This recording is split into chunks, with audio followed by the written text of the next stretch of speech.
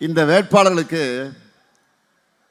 நீங்க செலுத்துகிற வாக்கு என்பது டெல்லி ரிமோட் கண்ட்ரோலுக்கு இங்க சிக்னல் கிடைக்காது.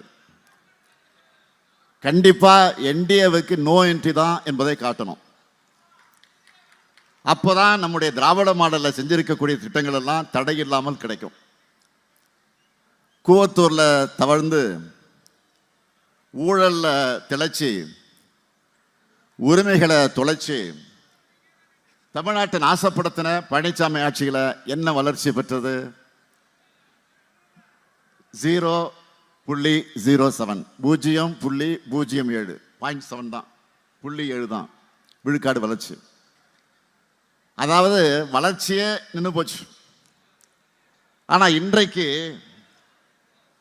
11.19 விழுக்காடு வளர்ச்சி. இந்தியாவுக்கே ரோல் மாடல்.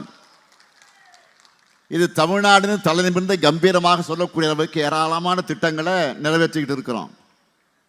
பெண்கள் எல்லாரும் எங்க அண்ணன் ஸ்டாலின் கொடுக்கிற சீர்னு அந்த உரிமையை பெருமையோடு எடுத்துக்கிட்டாங்க. இதெல்லாம் பழனிசாமிக்கு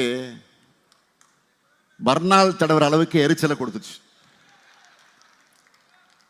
இந்த திட்டங்களையும் பயனுடைய பெண்களையும் கொச்சைப்படுத்தி பேசினாரு. அதுக்கான பரிசு தான் 10 தோல்வி பழனிசாமி என்ற பட்ட பெயரோடு இப்ப இருக்காரு. அந்த பேரை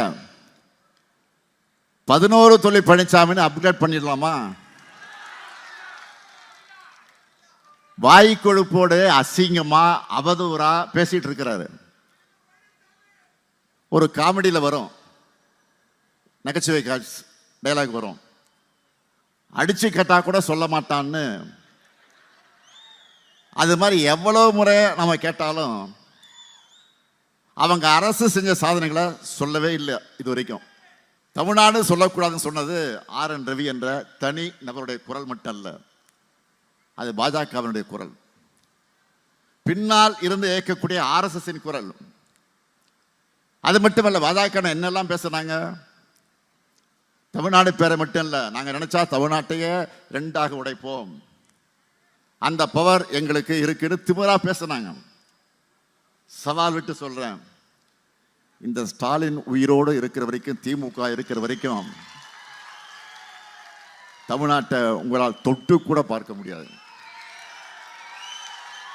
தைரியம் இருந்தா தமிழ்நாட்டுக்கு தட்சிண பிரதேசம் பேர் வைப்போம்னு சொல்லுங்க பார்ப்போம். எல்லாரும் அடிமை சாமி மாதிரி வாய் மூடிக்கிட்டு இருக்க மாட்டோம். நாங்கெல்லாம் சுயமரியாதைக்காரங்க. இப்போ தேர்தலுக்கு அந்த பாஜக தமிழ்நாட்டில் இப்ப என்ன பேசுறாங்க? அதிமுக வெற்றி பெற்றாலும் அது என்டிஏ கூட்டணி அரசாகத்தான் இருக்கும். மும்மொழி கொள்கையை கொண்டு வருவோம்னு பேசிட்டு இருக்காங்க. யாரோ ஒருத்தர் வாய் தவறி பேசிய பேச்சல்ல இது. ஒன்றிய அமைச்சர்களாக இருக்கிற பியூஷ் கோயல் அவர்கள், தர்மேந்திரா பிரதான் அவர்கள், இணையமைச்சர் ராம்தாஸ் அத்வாலே அவர்கள் எல்லோரும் இதையத்தான் பேசிட்டு இருக்காங்க. இப்போ நான் கேட்கிறேன், இதை கண்டிச்சு பழனிசாமி வாயிலிருந்து ஒரே ஒரு வார்த்தையாவது வந்திருக்கா? ஆமாம் சாமி போட்டு அடிமை சாமியா இருக்கிற பழனிசாமிக்கு இதையெல்லாம் எதிர்த்து கேட்க முதுகெலும்பு இருக்கா? பழனிசாமிக்கு படியளிக்கக்கூடிய RSS சாமிகளை என்ன திட்டம் போட்டாலும் தமிழ்நாட்டை வளர்ச்சி பாதையிலிருந்து தடுக்க முடியாது.